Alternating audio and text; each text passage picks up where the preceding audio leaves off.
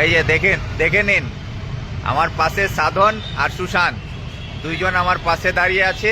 এই মুহূর্তে তাদেরকে জেল থেকে বের করা হলো, আর তারা এখানে আছে, সুস্থ আছে, তারা ভালো আছে।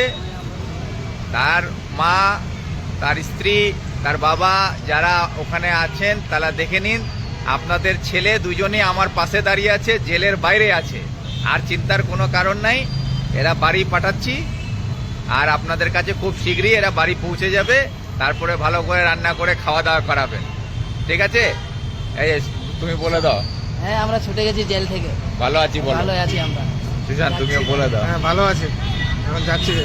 ঠিক আছে, তাহলে এই যে দুজন আছে আমার সঙ্গেই আছে, ঠিক আছে? আর কোনো অসুবিধা নেই, আপনারা চিন্তা করবেন না।